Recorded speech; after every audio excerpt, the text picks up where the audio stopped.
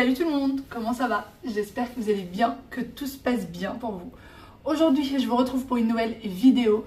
J'ai un petit peu disparu ces quelques jours. Alors, j'ai l'esprit assez pris et du coup, je passe beaucoup de temps sur mon téléphone à faire des petites recherches.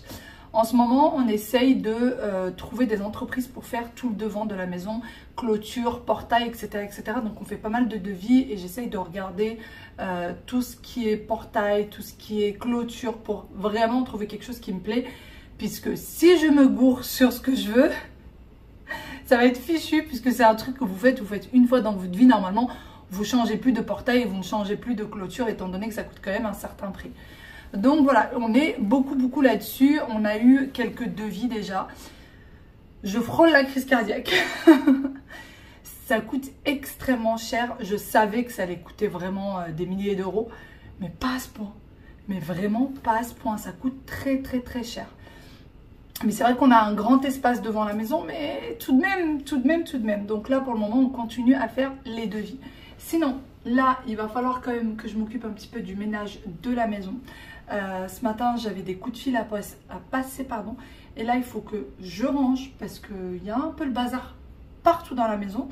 Et d'ailleurs, en haut, maintenant, ce que je fais, c'est que dès que je range les chambres, en fait, j'ouvre les fenêtres, j'aère. Et dès que je range les chambres quand les enfants ne sont pas là, je ne fais pas ça le mercredi et je ne fais pas ça le week-end. Mais dès que les enfants ne sont pas là, lundi, mardi, jeudi, vendredi, et ben, ce que je fais, c'est que je ferme aussitôt les volets et les fenêtres.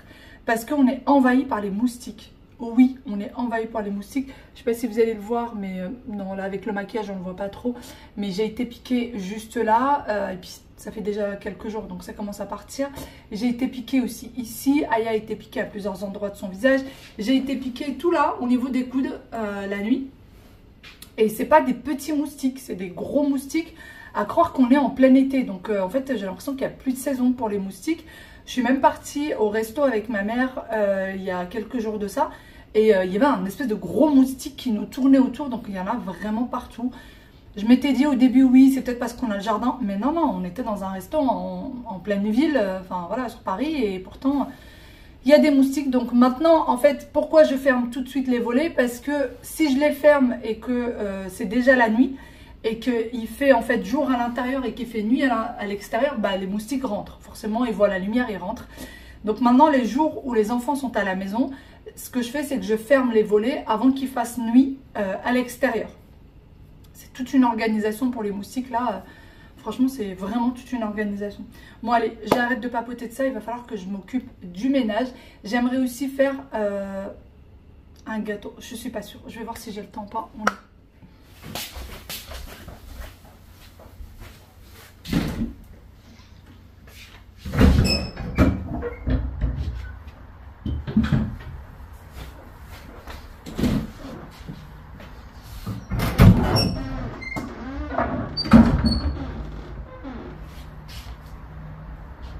Après avoir aéré la chambre, eh bien, je m'attaque au ménage et au rangement. Donc, je commence déjà par ranger les affaires des enfants, bien mettre en placard tout ce qu'il faut ranger, tout ce qui est encore propre et retirer tout ce qui est sale. En règle générale, ils mettent ça dans le linge sale. Ils ont une petite panière, qui se trouve dans le couloir entre les deux chambres. Comme ça, quand ils ont besoin de mettre du linge sale, ils n'ont pas besoin de descendre. Et moi, je n'ai plus qu'à prendre la panière.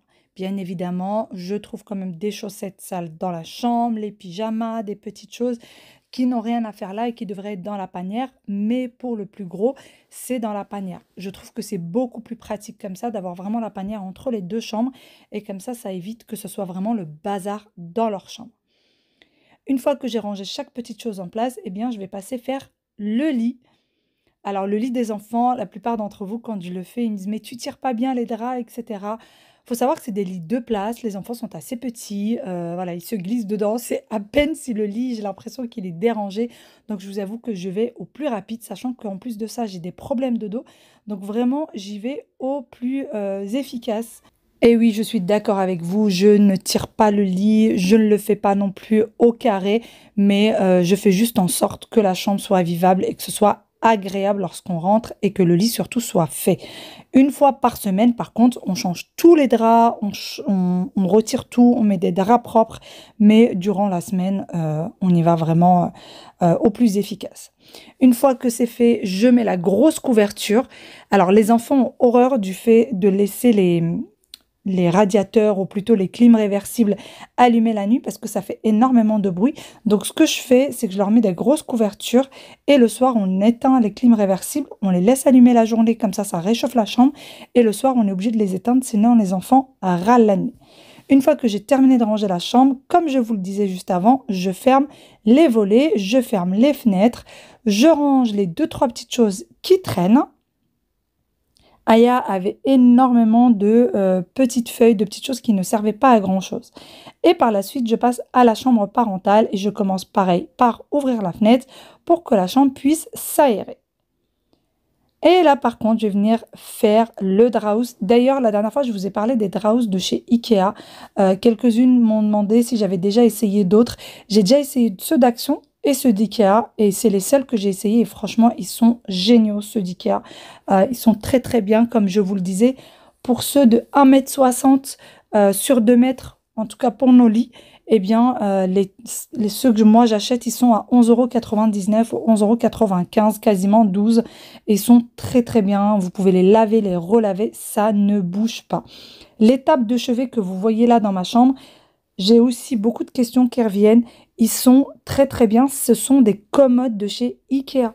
Donc vous pouvez les retrouver. C'est vrai qu'on ne les voit pas beaucoup en magasin, mais vous pouvez les retrouver très facilement sur le site. Vous mettez tout simplement commode Ikea ou vous les faites livrer, ce qui peut coûter quand même un petit peu cher, ou alors vous les mettez en click and collect, pardon, ça vous coûte 5 € et vous allez les récupérer directement.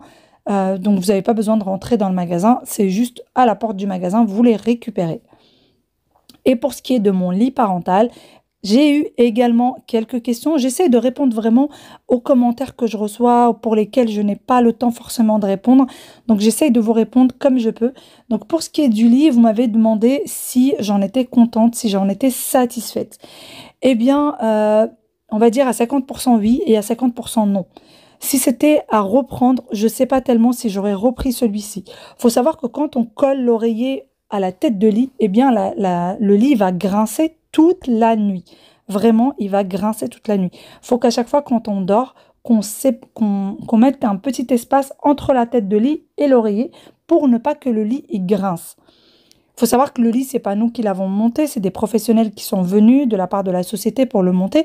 Donc vraiment, ça a été fait dans les règles, mais il est pas top, il grince un petit peu. C'est vraiment le seul défaut que je peux lui trouver, mais dès qu'on décale le coussin, ça va beaucoup mieux. Par la suite, je passe également dans le dressing et je vais venir retirer les vêtements qui traînent. Oui, sur ce banc, il y a souvent des vêtements qui traînent. En règle générale, quand je vous montre le dressing, il est toujours impeccable, mais dans la vraie vie, il n'est pas impeccable tous les jours. Quand on rentre le soir, quand on est fatigué, on retire nos vêtements et on les laisse traîner sur le banc. Et en règle générale, je viens toujours les ranger le matin. Parfois, quand j'ai un petit peu de force, après m'être débarbouillé le soir, je range tout le soir, comme ça je suis tranquille. Mais ça m'arrive très très souvent de le laisser pour le lendemain matin. Et c'est le seul petit bazar qu'il peut y avoir dans le dressing. D'ailleurs, je suis toujours aussi contente de ce banc, même si oui, il n'est pas forcément assorti au dressing et à la salle d'eau, mais il est très très pratique et surtout au niveau de la hauteur. Je suis dans la chambre de petit Wael. Il pleut, il fait gris, il fait pas beau, mais il paraît que la semaine prochaine il va faire beau. Il paraît que même les températures vont augmenter un petit peu la semaine prochaine. Bon, je suis dans la chambre de Wael et je voulais commencer à ranger les jouets et je me suis rappelé qu'il m'a dit « Maman, ne touche surtout pas aux jouets ». Je sais pas si vous allez voir grand chose. On a l'impression comme ça qu'il n'y a pas grand chose, mais c'est blindé. Voilà, voilà, voilà, voilà. Il m'a dit surtout maman, tu touches pas parce que là, tu vois, c'est la maison de ça. Ça, j'ai pas encore fini de construire ça et ça, j'ai pas... Je n'ai d'autre choix que de ne pas y toucher, même si je vous avoue que en fait l'aspirateur robot doit passer. Donc quand c'est comme ça, je prends tous les jouets, je mets tout dans un coin et je lui dis dès qu'il rentre, je lui dis tu vas les ranger. Mais là bon bah, je vais fermer pardon la chambre et je vais pas ranger. Voilà. Bon allez. De retour du coup au rangement, je n'ai pas touché ou joué. Par contre, je range tout ce qui est autour, comme pour la chambre de sa sœur. Je remets le pyjama correctement. Alors les enfants ne savent pas retourner leurs vêtements. Dites-moi si les vôtres savent faire ça. Ils ont 7 ans, mais quand ils voient un vêtement qui est à l'envers, ils n'arrivent pas à savoir comment le remettre correctement. Ça me fait toujours rire cette petite histoire. Et puis ensuite, je range également ce qui se trouve sur le bureau, mettre à la poubelle ce qu'il faut mettre à la poubelle, remettre les petits dessins correctement, etc., etc. Pour la chambre de Wael, beaucoup d'entre vous m'ont dit surtout ne mets pas du noir. Pour la petite histoire, nous sommes allés chez Ikea dernièrement et Wael a craqué pour une chambre qui était en bleu nuit et en noir. Ne vous inquiétez pas, je n'ai pas du tout l'intention de mettre du noir après réflexion. Et puis même avant, on s'était dit avec mon mari que ça faisait beaucoup trop. Et puis pour retirer le noir pour plus tard, c'est vraiment une vraie galère. Donc oui, on va mettre du bleu nuit ou plutôt un bleu un peu... entre le bleu nuit, entre le bleu anthracite, à voir. Retirer déjà ce bleu clair, ce bleu bébé comme il l'appelle. Et puis pour ce qui est des meubles, peut-être qu'on va tout simplement bomber ses propres meubles. Donc par exemple, les tables que vous voyez là, la commode, etc. On va peut-être juste bomber ses propres meubles en noir. Ça ne vaut pas la peine d'aller en racheter d'autres, sachant que nous en avons déjà qui sont encore en très bon état. Je vais tout simplement prendre une bombe en noir et les bomber. Et pour le moment, je ne vais pas peindre la chambre. Je vais attendre, je pense, d'ici septembre de l'année prochaine. J'attends en fait qu'il grandisse un petit peu, puisque je le trouve encore très très enfant et je sais qu'il va vouloir vite changer de chambre. Donc j'attends un petit peu et je lui changerai sa chambre un peu plus tard. Pour ce que vous m'aviez dit de commencer à faire petit à petit, j'ai vraiment envie de lui faire un jour la surprise quand il rentre. Il a une chambre qui est métamorphosée. C'est pour ça que je ne fais pas les choses petit à petit dans sa chambre. Je veux vraiment qu'un jour il puisse rentrer et que tout ait changé d'un seul coup. Par la suite, je passe dans la salle de bain. La salle de bain, je l'avais nettoyée le soir avant d'aller dormir, donc il n'y avait vraiment rien à faire. J'ai juste remis la serviette de bain correctement, puisque la veille, les enfants ont fait leur douche, donc je l'ai laissé sécher correctement. Et ensuite, je vais descendre et il y a tout le bas à ranger. Des choses qui traînent à l'entrée. Alors regardez-moi ce paquet de gâteaux. Je n'ai toujours pas compris ce qu'il faisait dans l'entrée ce jour-là. Vraiment, je n'ai pas compris. Je remets les petites choses. La table de l'entrée, encore une fois, ou la console de l'entrée, elle vient de chez My Fourniture. Je l'ai prise sur Internet. Ça fait plus de 4 ans maintenant qu'on l'a à la maison et on en est très très content. Elle est assez légère et les plateaux sont en verre. Côté salon, cette fois-ci, vous étiez quelques-unes à me faire vraiment rire en me disant que je secouais les coussins comme si c'était un salon marocain. Vous m'avez fait énormément rire. Ce qui se passe, c'est que le chat vient se poser sur le dessus des coussins pour le dos, enfin les coussins que je suis en train de remettre en place. Euh, le chat s'assoit dessus et du coup, il affaisse les coussins. Je suis obligée à chaque fois de venir les remettre en place, de remettre l'intérieur des coussins en place. Sinon, eh ben, à force, ça fait vraiment pas joli, ça fait tout affaissé, ça fait pas sympa du tout. Mais vraiment, elle se balade sur tous les coussins et tous les jours, c'est la même rengaine. Je suis obligée de les remettre correctement à cause de ce chat. Pour la petite histoire, l'endroit où mon mari sera allongé, qu'il soit allongé sur la droite, sur la gauche, qu'il soit allongé sur le grand canapé ou sur le petit, elle va toujours aller se poser sur le coussin qui se trouve juste à côté de lui. Du coup, maintenant, je lui ai dit d'arrêter de changer de place, de rester toujours au même endroit et de toujours s'allonger au même endroit. Comme ça, le chat ne change pas de place. Mais il faut croire que ça n'est pas marché, puisque quand il n'est pas là, elle choisit une place au hasard. Je remets la tablette d'Aya dans sa pochette pour la énième fois. Je passe mon temps à faire ça. J'ai tellement peur qu'elle la casse et elle passe son temps à la retirer. Je ne comprends toujours pas pourquoi. Pour ce qui est du tapis du salon, le tapis berbère, je passe l'aspirateur dessus qu'une seule fois par semaine, parfois deux quand vraiment les enfants ont mis beaucoup de choses dessus et qu'il y a beaucoup de poussière. Mais sinon, il est tellement compliqué, tellement difficile à aspirer que je ne le fais qu'une fois par semaine pour être sincère avec vous. Pour le reste de la maison, eh bien, il y a l'aspirateur robot qui va passer, mais je ne peux pas mettre l'aspirateur robot sur le tapis berbère. Il faut le savoir, si jamais un jour vous décidez de prendre un tapis berbère, eh bien, c'est assez compliqué à nettoyer puisqu'il est vraiment très, très épais. Côté salle à manger, je remets chaque petite chose en place et je viens débarrasser. D'ailleurs, une question aussi qui est beaucoup revenue, ce sont les tableaux que j'ai achetés au Maroc. Je veux bien vous laisser le numéro de la personne qui me les a vendus. Sachez juste que la personne ne s'occupe pas de l'envoi. Elle peut l'envoyer, mais à vos frais, c'est-à-dire que vous devez lui dire la ville où vous habitez et elle vous l'envoie dans une agence près de chez vous. C'est vous qui vous occupez du prix du transport qui est en règle générale aux alentours entre 20 et 50 euros. Et il faut savoir également que la personne qui fait les tableaux ne parle pas en français. Donc, ou vous savez parler l'arabe, ou alors je vous propose de me laisser un message privé, ou alors de me laisser un mail et je vous aide à discuter avec cette personne-là. Mais par contre, je ne me porte pas garant de ce que vous allez recevoir. J'ai essayé de répondre à quelques personnes, j'ai envoyé le numéro de téléphone à quelques personnes, mais certaines ont essayé de le contacter et m'ont dit « mais en fait, il ne comprend pas tellement ce qu'on dit ». Effectivement, il ne comprend pas puisqu'il ne comprend pas le français. Il parle anglais et il parle l'arabe, mais pas le français. Je veux bien vous aider, envoyez-moi un mail, mais par contre, l'image que vous allez recevoir chez vous, si vous êtes déçu, je ne me porte pas garant. Je passe ensuite côté cuisine, il n'y a pas grand chose à faire, il faut juste débarrasser 2-3 petites choses et surtout remplir le lave-vaisselle. D'ailleurs, je compte faire une petite organisation un peu différemment pour le ramadan, pour mettre vraiment les choses que j'utilise très souvent. C'est des choses que je fais tous les ans. Je réorganise la cuisine juste pour ce mois sacré, puisque vraiment pour me faciliter la tâche. Vous le savez, j'ai énormément de problèmes de dos et je ne peux pas rester debout beaucoup de temps et j'essaie de me faciliter la tâche au maximum. Et ça, c'est vraiment quelque chose dont j'ai besoin. Donc, pendant le ramadan, je ne peux pas prendre de médicaments, je ne peux pas me soulager. Donc, je fais un peu comme je peux et je vous montrerai du coup l'organisation qui y sera. J'ai fini mon petit rangement. C'était vraiment un rangement en surface. J'ai bien évidemment fait tout ce qui est sanitaire aussi. Là, je vais passer faire un gâteau. J'ai promis aux enfants que j'allais faire un gâteau yaourt. Ça fait déjà un petit moment qu'ils me le demandent. Et ils m'ont même demandé un brownie, mais je pense pas que j'aurai le temps de faire un brownie. Donc là, je vais passer faire le gâteau yaourt. C'est une recette très facile. Alors, c'est vrai que je vous partage pas toujours tous les gâteaux que je fais. Parfois, je vous les montre juste, je vous dis voilà, j'ai fait un gâteau. Mais je vous en partage beaucoup. Et la dernière fois, je vous ai partagé un gâteau yaourt et un gâteau au chocolat. Et vous, pour beaucoup, vraiment pour beaucoup, vous m'avez dit pourquoi il n'y a pas la recette. Donc là, je vais vous donner la recette de ce gâteau yaourt que je vous ai partagé il y a un petit bout de temps et qui est hyper facile à faire et vraiment très bon. Donc c'est parti, on va faire ce fameux gâteau yaourt et peut-être que je ferai le gâteau au chocolat quand j'aurai récupéré les enfants. J'arrive plus à parler. Quand j'aurai récupéré les enfants, je vais faire ce fameux gâteau, ce fameux brownie parce qu'il y a toute une histoire autour du brownie au chocolat chez nous.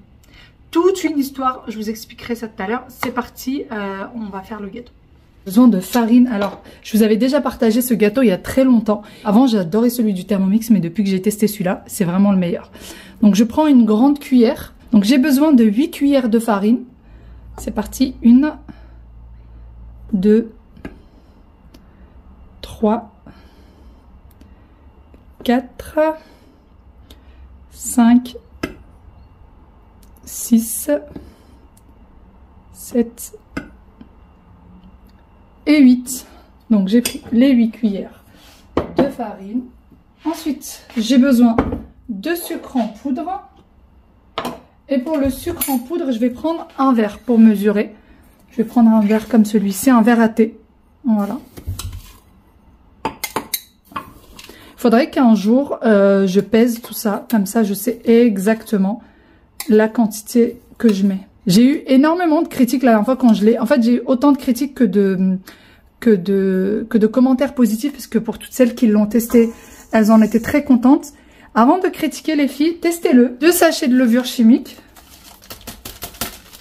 Alors, j'étais dubitatif sur les 2 sachets, mais je fais vraiment la recette telle qu'elle m'a été donnée. Voilà. Je vais juste mélanger un peu le tout.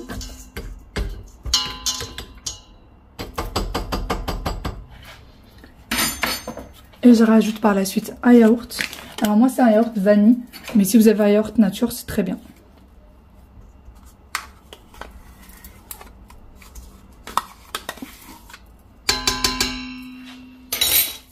J'y mets également 2 œufs. Alors 2 œufs entiers. Un premier œuf. Et le deuxième.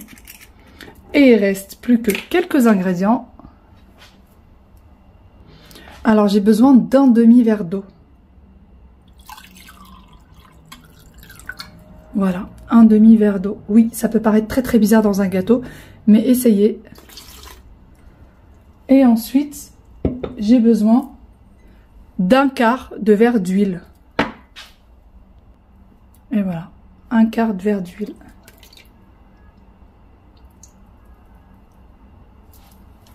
Et c'est parti, on va mettre le tout.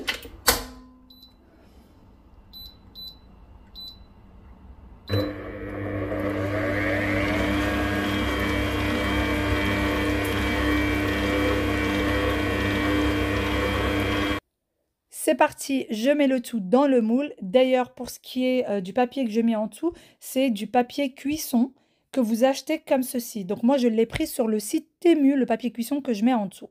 Donc maintenant, je ne beurre plus mon moule. Et le moule vient de chez Ikea. C'est parti pour 30 minutes de cuisson. Je vous explique juste après la cuisson au détail, comment est-ce que je procède pour la cuisson du gâteau. Bon, voilà pour le gâteau, je viens de le couper. J'ai attendu que ça refroidisse un petit peu pour le couper. Il est hyper moelleux, c'est super bon. D'ailleurs, moi, ce que je fais pour la cuisson, je le fais cuire sur le bas pendant 25 minutes. Donc, je mets le four que sur le bas. Pour ma part, c'est en mode cuisson de pain il y a le petit logo pour le pain. Et du coup, ça fait cuire que sur le bas. Donc, je mets 25 minutes sur le bas. Et après, je rajoute 10 minutes pour la cuisson chaleur tournante. Du coup, pour que ça cuise un peu sur le haut. Voilà, sinon, ben, je sais pas pourquoi, est-ce que c'est mon four, est-ce que c'est tous les fours, ben, parfois sinon ça cuit pas bien dans le milieu ou parfois ça redescend, etc. Donc maintenant c'est ce que je fais, 25 minutes que sur le bas et après chaleur tournante pendant 10 minutes et bon appétit bien sûr.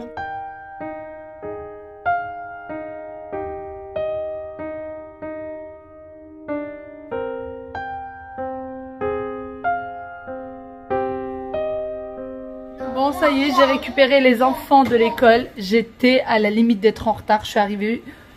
Ouais, si, il restait quand même quelques enfants. Hein. Ouais, il en restait 4 ou 5, quoi. Ouais, c'est pas mal déjà. Après eux, il restait 4 ou 5. Donc, c'est que finalement, j'étais pas si en retard que ça. En fait, ils sortent à 17h30 et je suis arrivée. Il était à peu près 17h36. Quelque chose comme ça. Bah, 6 minutes. Bah, 6 minutes.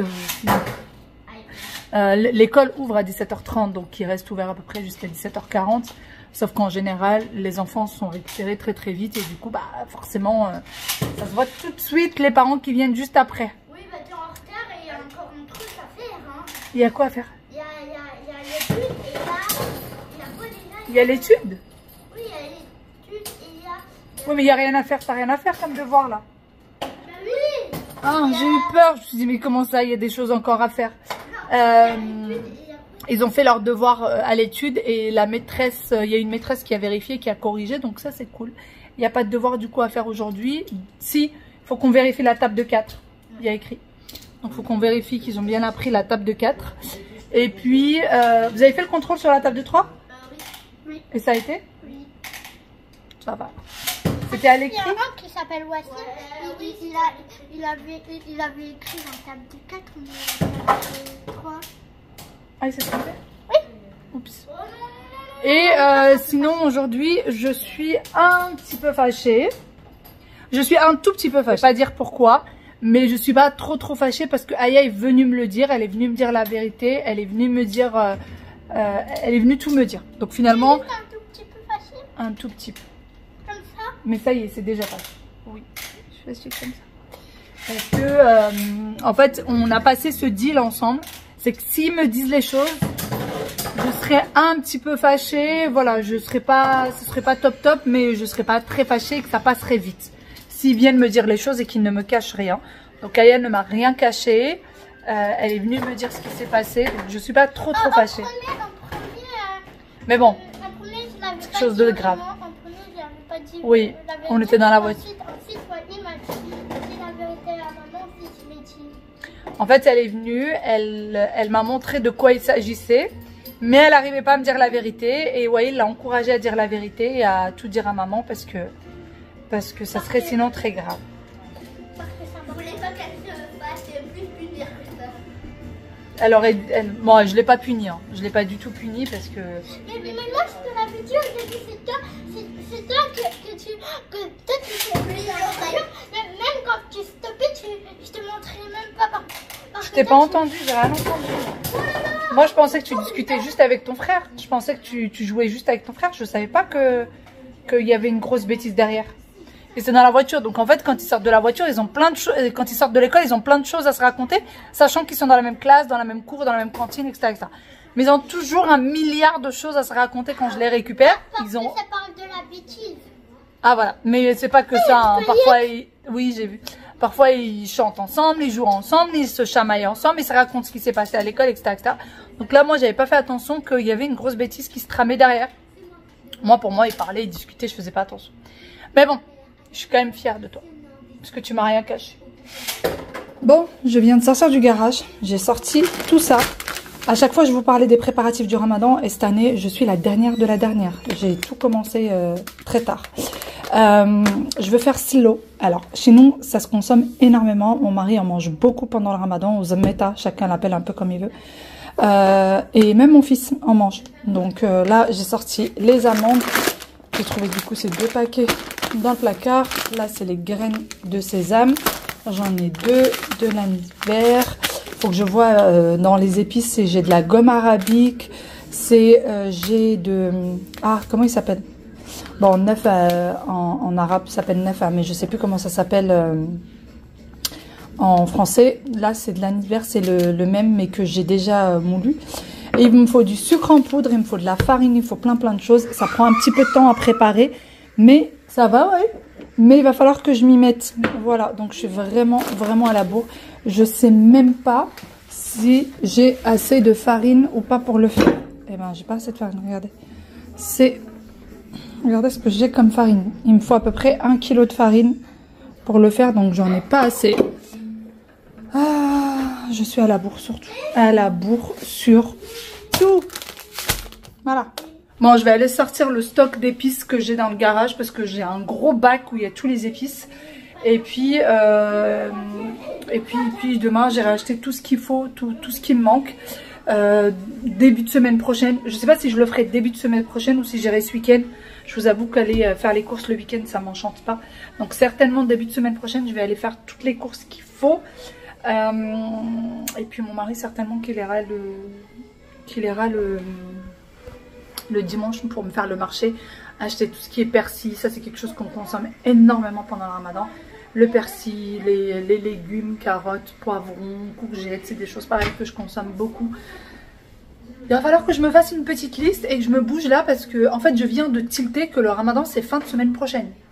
Je viens juste de me réveiller et de me dire c'est fin de semaine prochaine le Ramadan. Et la dernière semaine du Ramadan, ça sera pendant les vacances scolaires de ce que j'ai compris. Il y aura des vacances scolaires en Île-de-France ouais, à la fin du Ramadan. Ça va être quelque chose. Hein. Ça va être quelque chose d'avoir les enfants à la maison pendant le Ramadan. Mais bon, l'année dernière c'était pareil, on s'en est sorti. Donc ça devrait aller. Bon, moi je crois que je vais vous laisser ici. Je pense que je vais vous laisser ici. Les enfants, ça suffit avec ça. Arrêtez. Ils sont en train de jouer encore avec leurs bêtises. Avec leurs bêtises de tout à l'heure. Oui mais non, c'est pas à nous. C'est pas à nous. Et puis j'ai encore la douche des enfants. Ah oui, vous pouvez aller chercher vos boîtes à goûter. Vous pouvez préparer vos boîtes à goûter. Moi j'ai laissé 2 cookies. Fais voir. D'ailleurs, maintenant, c'est les enfants qui préparent leur boîte à goûter pour l'école. Ce n'est pas moi, ce n'est plus moi. Ils ont 7 ans, ils sont assez grands pour le faire. En fait, il y a plein de petites choses maintenant comme ça qu'ils ont obligation de faire eux-mêmes. Alors le cartable, c'est eux qui le rangent, mais je vérifie quand même. Et puis pour la boîte à goûter, c'est eux qui le font. En général, je suis dans la cuisine et eux, ils rangent. En fait, ils font leur boîte à goûter, ils viennent me voir après. Est-ce que la gourde est remplie? Oui. Tu fais ta boîte à goûter de jeune fille? Il reste des petits. Ouais. Bon, par contre, quand la boîte à goûter, elle a du vécu, il faut que ce soit maman qui la lave. Ah?